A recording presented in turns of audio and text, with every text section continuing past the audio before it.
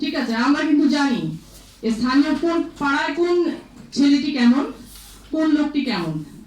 তো আমার মনে হয় যে একেবারেই স্থানীয় পর্যায় থেকে এই তথ্যগুলো নেওয়া, অন্তত প্রাথমিক পর্যায়ে তার এলাকায় কোন লোকটি কখনো ধর্ষণ করেছে কিনা, কোন লোকটি কখনো কোনো মেয়েকে উত্ত্যক্ত করেছে কিনা, এই তথ্যটা যদি অন্তত স্থানীয় পর্যায়েও থাকে, এই কালেকটিভ তথ্যটা অবশ্যই ন্যাশনাল পর্যায়ে ইনক্লুড করলে এটা একটা ডাটাবেজ আকারে থাকলে আমরা আইন শৃঙ্খলা বাহিনী উপকৃত হব এবং অ্যাক্সেসটা অবশ্যই নিয়ন্ত্রিত থাকবে, যাতে কারো ব্যক্তিগত পরিচয় প্রকাশ না পায়, কিন্তু আমরা সহায়তা পাবো, আমরা অ্যাকশন নিতে পারবো।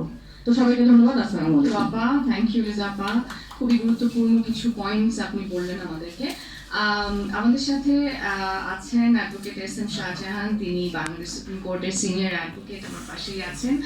স্যার, আমি আপনার কাছ থেকে যেটা জানতে চাবো যে বিশেষ করে 164 যে কনফেশনাল স্টেটমেন্ট আমরা দেখি যে সাম্প্রতিক মামলাতেও দেখেছি যে ধরনের কনফেশনাল স্টেটমেন্ট এসেছে, পরবর্তীতে আসলে বিচারিক প্রক্রিয়া সেটার ইম্প্যাক্ট কি হয়।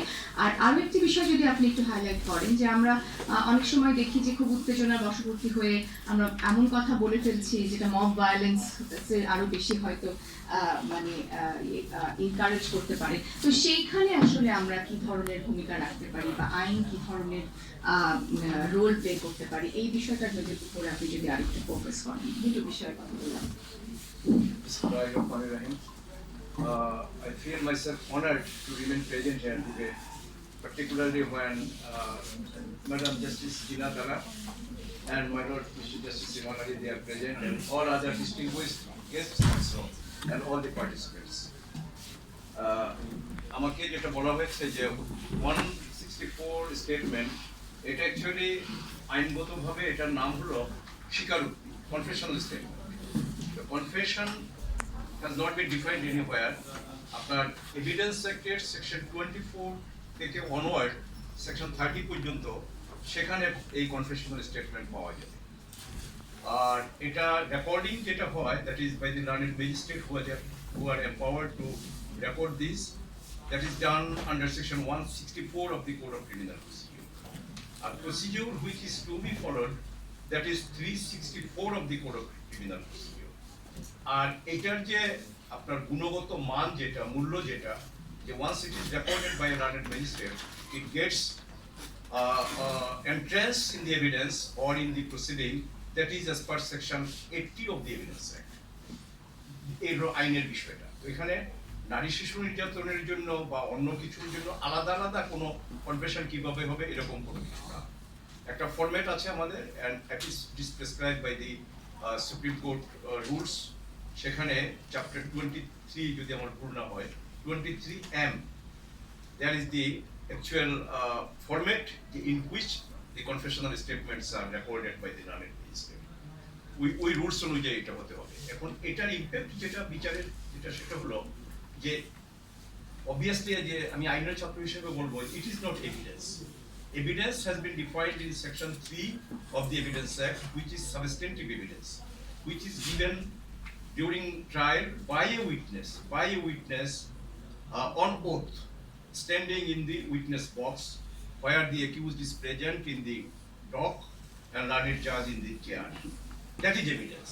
But এটা এভিডেন্স না, কিন্তু আমরা দেখছি, আমি আমার অভিজ্ঞতা, অল্প অভিজ্ঞতা, মাননীয় বিচারপতি মহোদয় যারা আছেন ওনারা আমাদের থেকে শিখেছি, ওনাদের সাথে এক্সচেঞ্জ করেছি নিজের ভিউ।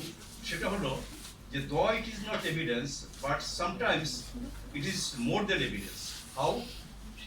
দুইটা বা তিনটা ক্রাইটেরিয়া আছে। যেমন ফার্স্ট ক্রাইটেরিয়া হলো যে ইট মাস্ট বি ভলান্টারি, এটা স্বেচ্ছায় হতে হবে।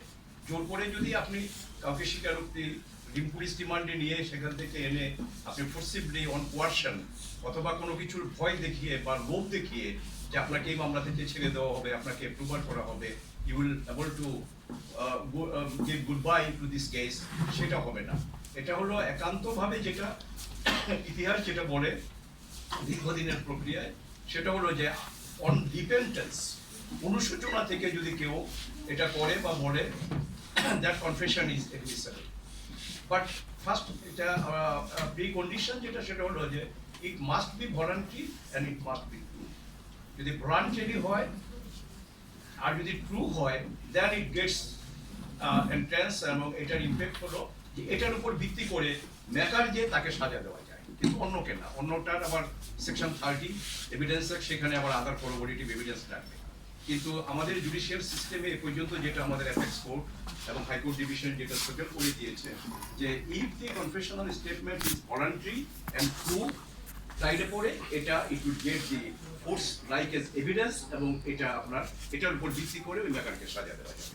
এখন একটা কথা আছে, সেটা হলো যে তাড়াহুড়ো করে বিচার করতে গিয়ে, আমি বলবো এটা আমার ব্যক্তিগত অভিমত, আপনারা কতটা অ্যাকসেপ্ট করবেন কি করবেন না জানি না।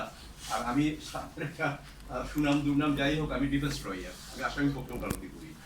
তাই বলে যেহেতু আমি আইনের ছাত্র এবং আমি আমার মাননীয় দুজন বিচারক এখানে আছেন যাদের সাথে দীর্ঘদিন আমার কাজ করার সুযোগ হয়েছে, আমি তো মূল আইনের ব্যাখ্যায় আমি গিয়ে এই যে এটা আসামির পক্ষে যায় শুধু এটাই অ্যাকসেপ্ট হবে, not that I am not able to say that and I will never say that. One thing is that, সেটা হলো যে বেশি তাড়াহুড়া করতে গিয়ে যদি এভিডেন্স কালেক্ট করা না হয়, যেমন আপনি এই কনফেশনাল স্টেটমেন্টের উপরে ভিত্তি